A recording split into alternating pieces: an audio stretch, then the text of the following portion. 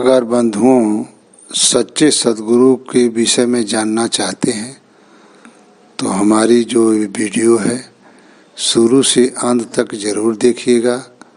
शुरू से अंत तक अगर देख लेंगे, बढ़िया से सुन लेंगे हमारी ये वीडियो, तो अवश्य सच्चे सद्गुरु कौन हैं इस सृष्टि में आप बढ़िया से जान जाएंगे। इसलिए बंधुओं हम यही आपसे प्रार्थना करेंगे कि अगर सद्गुरु शब्द के विषय में अगर आप सही सद्गुरु कौन है इस सृष्टि में, उनके विषय में अगर आपको जानना है तो मेरी वीडियो ये शुरू से अंत तक जरूर सुनिएगा, मेरी आपसे प्रार्थना है।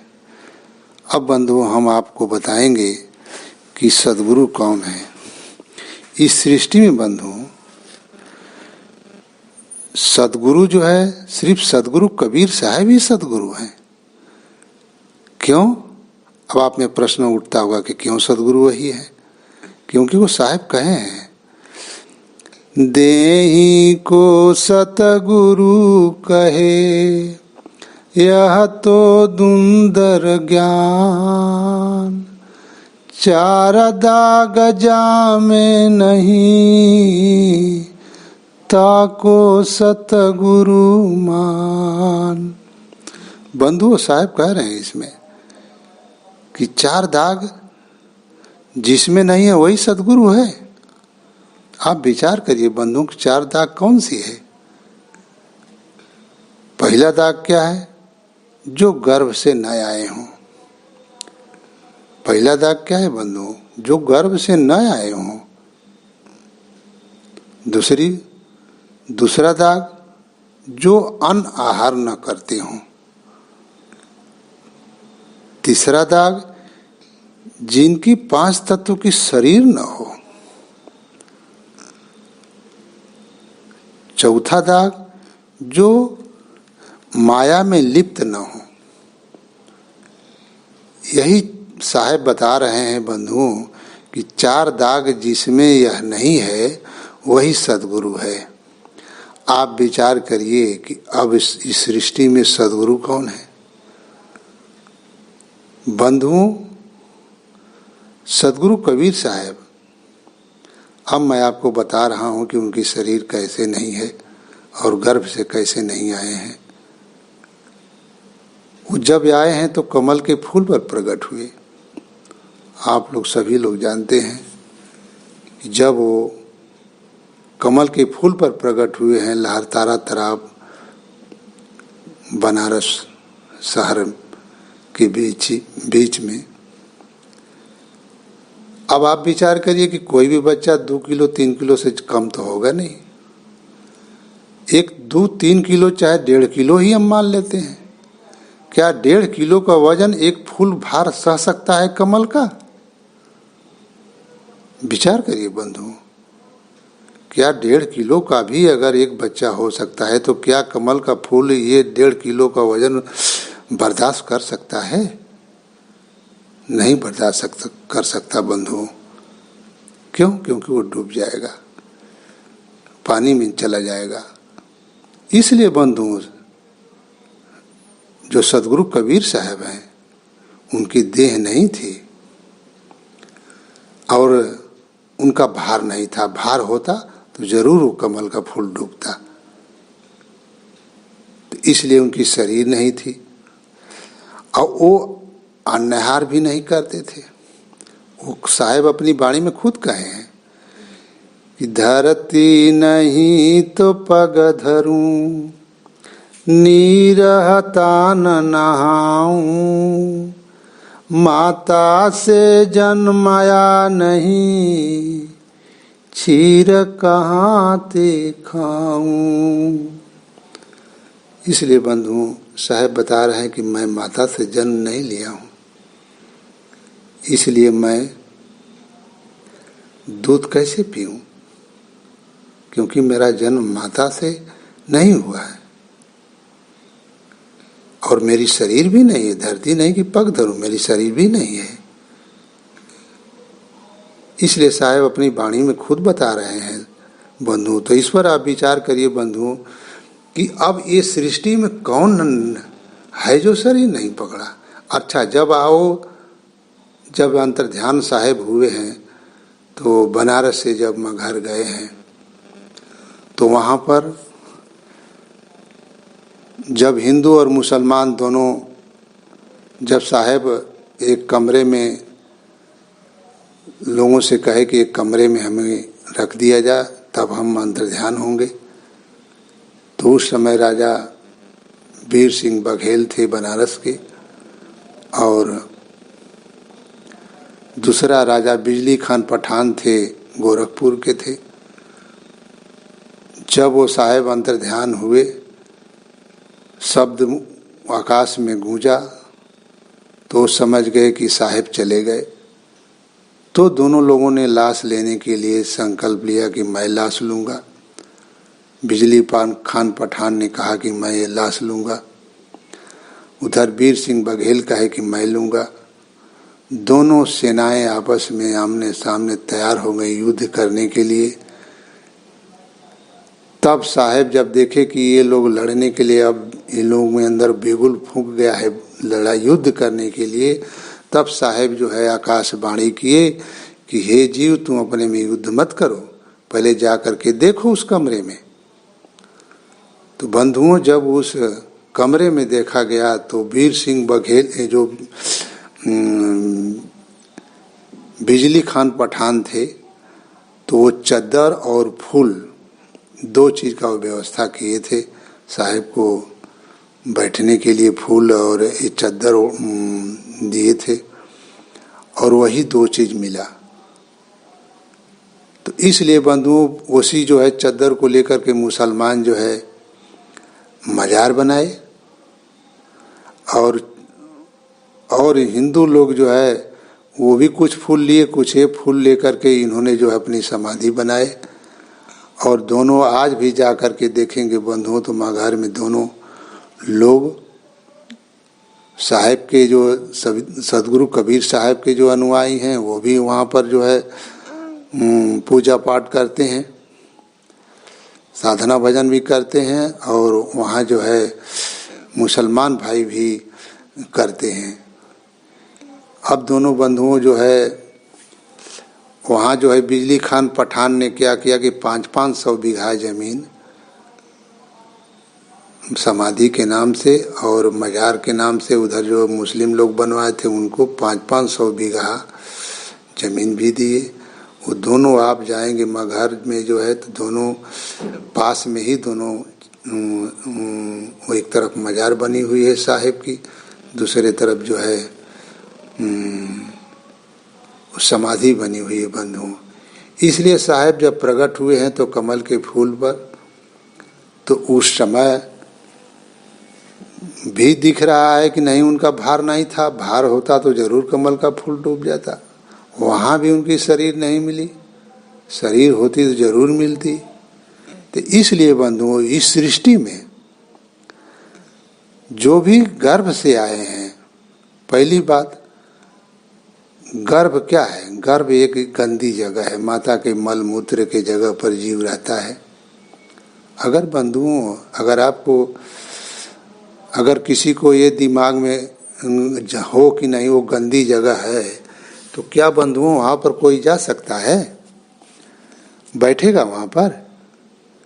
इसलिए बंधुओं, उसको ज्ञान नहीं है तभी वहाँ पर जा कर के वो बैठेगा, नहीं तो बैठ नहीं सकता, क्योंकि गंदी जगह पर कौन रहना चाहता है। इसलिए बंधुओं, जो आत्मा अज्ञान में है वही गर्भ में जाती है,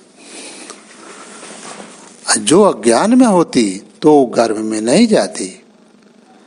तो जो गर्भ में जाती है बंधुओं, वो आत्मा बंधी हुई है, क्योंकि तन का दुख, तन पकड़ी है तो इस तन का दुख है, मन का दुख है, जन्म मरण का दुख लगा ही रहेगा, यही सबको है। तो जो खुद बंधन में है वो कैसे छोड़ा सकता है? तो इसलिए बंधुओं, सदगुरु कबीर साहब के अलावा दूसरा इस धरती पर कोई सदगुरु नहीं है।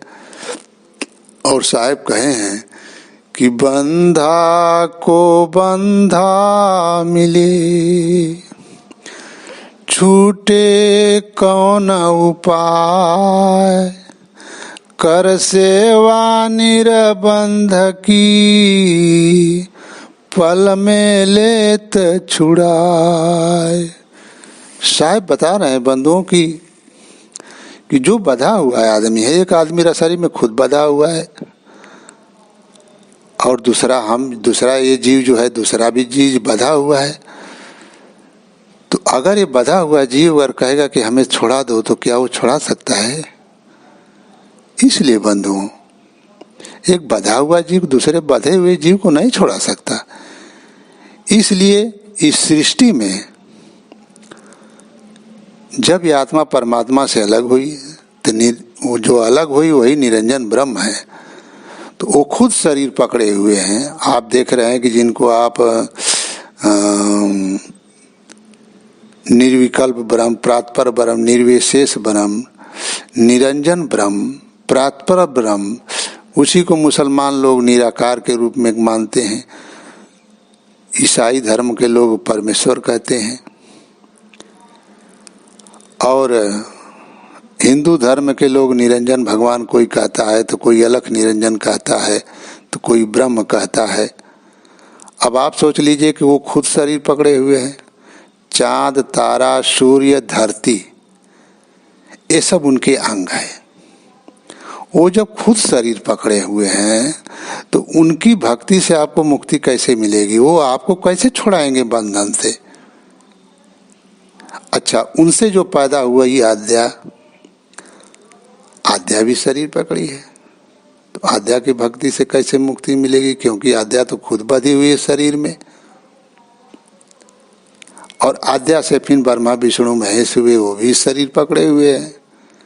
तो उनकी भक्ति से आपको मुक्ति कैसे मिलेगी बंधुओं? क्योंकि वो खुद जीव शरीर पकड़ा है, शरीर में बंधा हुआ है, तो बंधन में खुद वो पड़े हैं, तो आपको छुड़ा कैसे सकते हैं? इसलिए बंधुओं, सदगुरु कबीर साहब बता रहे हैं कि कर सेवा निर्बंध की, पल में ले छुड़ाए। सेवा किसकी करो? निर्बंध की करो, जो खुला हो। इसलिए बंधुओं, इस सृष्टि में जो भी हैं सब शरीरधारी हैं और सदगुरु कबीर साहब ही ऐसे हैं जो सदगुरु हैं और वो परमात्मा भी हैं। क्यों? क्योंकि वो अपने शब्दों में कह रहे हैं कि जुगन जुगन हम आई चेतावा, कोई कोई हंस हमारा हो, कहे कबीर ताही पहुंचा हूं, सतपुरुष दरबारा हो। वो जुगन जुगन वही क्यों आ रहे हैं? क्या पिता का, एक पुत्र का ही स्वभाव है पूरा जीवन पर्यंत काम करने का?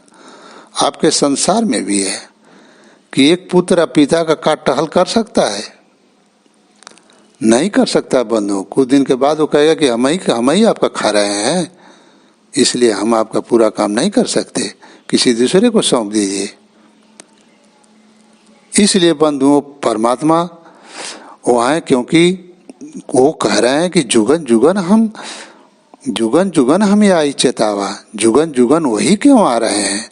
और अपने शब्दों में भी कहे हैं कि कक्का केवल नाम है, बब्बा ब्रह्म शरीर, रर्रा सब में रम रहा ताकर नाम कबीर। इसलिए बंधुओं, जो रर्रा माने जो परमात्मा घोतक शब्द है रर्रा, वो जो सब में रमने वाले हैं वही कबीर हैं। हिंदू तुर्क के बीच में मेरा नाम कबीर, जीव मुख तावन कारणे अवगति धरे शरीर। प्रभु क्या कह रहे हैं बंधु? विचार करिए कि हिंदू और तुर्क के बीच में मेरा नाम कबीर है और जीव मुक्तावन कारणे अवगत धरे शरीर। अवगत माने परमात्मा, माने परमात्मा शरीर धर करके देखने मात्र शरीर थी बंधुओं। क्यों? अब आपके प्रश्न उठता होगा कि शरीर उनकी तो दिखने मात्र थी, लेकिन बंधुओं अगर शरीर हम जैसा है उस पर हम वैसा विश्वास करते हैं। अगर मुझे सांप बन के कोई समझाए तो मैं वो समझ नहीं सकता, या निशरीर होकर कोई मुझे कोई बात समझा रहा है तो मुझे संतुष्टि नहीं मिलेगी, या कोई जीव बन करके समझा रहा हो, कोई जानवर बन करके समझा रहा है तो मुझे संतुष्टि नहीं मिलेगी। इसलिए सदगुरु कबीर साहब हमारे ही रूपों में देख करके हमको हमारे स्वरूपों में आकर के वो हमको चेताए, ताकि हमारा विश्वास उनके ऊपर पड़े। इसलिए बंधुओं, सदगुरु कबीर साहब ही सदगुरु हैं और वही परमात्मा है। उनके अलावा इस सृष्टि में कोई परमात्मा नहीं है, क्योंकि उनमें 4 दाग नहीं है। वो गर्भ से नहीं आए हैं और वो अन्नहार नहीं करते थे और 5 तत्वों की शरीर नहीं थी और माया में लिप्त नहीं थे। इसलिए बंधुओं, और ऐसा सृष्टि में कोई भी ऐसा जीव नहीं पैदा हुआ जो शरीर नहीं पकड़ा है और जिसकी 5 तत्वों की शरीर नहीं हो, जो गर्भ से न आए हो। क्योंकि शुरुआती जो सृष्टि में बनी हुई बंधुओं संकल्पित सृष्टि हुई है। जैसे निरंजन ब्रह्म ने संकल्प किया तो आद्या का जन्म हुआ, लेकिन वो शरीर पकड़ा है तो शरीर वो भी पकड़ा, गर्भ से तो नहीं आया, लेकिन शरीर पकड़ा तो शरीर से उस, क्योंकि उतनी गर्मी थी तो बोल दिए तो बन गया।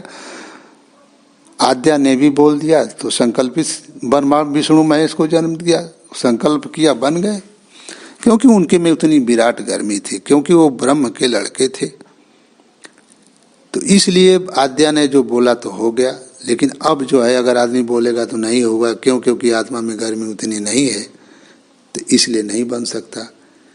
तो इसलिए बंधुओं, ये लोग जितने भी थे शरीरधारी हैं, इनकी 5 तत्वों की शरीर है और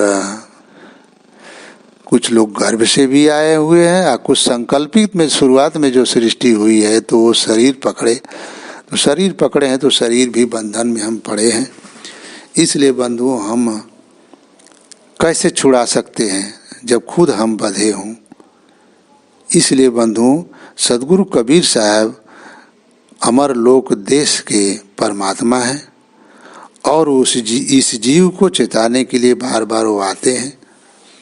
इसलिए जब तक हम उनके विचारों को नहीं पकड़ेंगे तब तक हम परमात्मा के देश नहीं जा पाएंगे बंधुओं। इसलिए सदगुरु जो है, सदगुरु कबीर साहब के अलावा कोई सदगुरु नहीं है। और लोग साधु संत हैं। साधु किसे कहते हैं? जो मन को साध ले। मन को जो साध लेता है, माने वो आत्मा गर्भ से आई है, लेकिन सदगुरु उनको ज्ञान दिए और अपने मन को साध लिए तो साधु हो गए। संत जो मन को शांत कर ले वो संत हो जाता है।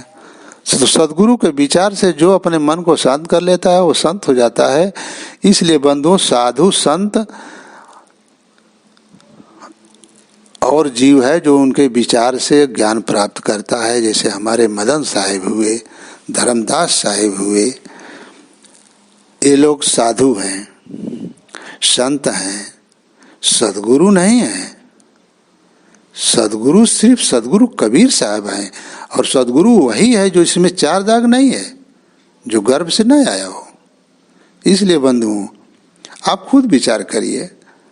जिसको ज्ञान होता तो वो गंदी जगह पर जाएगा, वो गर्भ में जाएगा। गर्भ में मल मूत्र के जगह पर वो जाएगा, तो उसे ज्ञान नहीं है, वो बंधन में है, अज्ञान में है, तभी आत्मा वहाँ गई है। अब वो बंधन में खुद है, अज्ञान में खुद है, तो आपको कैसे निकाल सकता है उसमें से? तो इसलिए बंधुओं, हमको कोई निर्बंध मिलेंगे तब हमको छोड़ाएंगे और छोड़ा करके हमें मुक्त करेंगे। इसलिए बंधुओं, जब तक सदगुरु कबीर साहब को हम नहीं पकड़ेंगे तब तक हम अपने अमर लोक देश भी नहीं जा पाएंगे। और सदगुरु भी वही हैं, वही परमात्मा हैं, और इसलिए उनकी भक्ति हमें करनी चाहिए। और सदगुरु वही हैं, उनके अलावा कोई सदगुरु नहीं है। देखिए उनकी वाणी में साहब खुद कहें, ना हमारे घर मात पिता हैं, ना ही हमारे दासी, अजगत जोला नाम धराए, अजगत करावे हासी। साहब कह रहे हैं कि ना हमारे घर मात पिता, हमारे मात पिता कोई नहीं है, ना हमारे घर दासी, हमारे के यहाँ कोई हमारा कोई स्त्री नहीं है। संसार के लोग ने जुल्हा नाम धराए, जगत करावे हासी, जगत में हासी करा रहे हैं। मैं हमारा जो है कोई माता पिता नहीं है, न तो हमारी कोई स्त्री है। इसलिए बंधु साहब क्या है कि वो शब्द स्वरूप परमात्मा है। अशब्द स्वरूप परमात्मा को जानने के लिए हमको साधन भजन करना पड़ेगा, तभी उस परमात्मा के देश जा पाएंगे बंधुओं, अन्यथा हम नहीं जा पाएंगे। साहब कह रहे हैं, साहेब सबका बाप है, बेटा काहू कना, बेटा होकर जन्मिया, सो तो साहेब बना। साहेब का क्या कह रहे हैं कि साहेब वही हैं जो गर्भ से न आए हों, बेटा होकर के न जन्मे हों। जो बेटा होकर के आया है वो साहेब नहीं है। इसलिए बंधुओं आज हम आपको यही बताएंगे कि सच्चे सदगुरु सिर्फ सदगुरु कबीर साहब हैं। इनके अलावा इस सृष्टि में कोई सदगुरु नहीं है। अगर आप दूसरे को कोई सदगुरु मान बैठते हैं तो गर्भ से जो जीव आया है वो सदगुरु हो नहीं सकता है। क्यों? क्योंकि वो खुद बंधन में है। इसलिए जो आप निर्बंध परमात्मा है, सदगुरु कबीर साहब निर्बंध हैं। उनके ज्ञान मार्ग से जो गर्भ वाला जीव है ज्ञान सुनेगा, तब वो अपने बंधन को खोलेगा, यानी खोल करके अपने परमात्मा के देश जाएगा।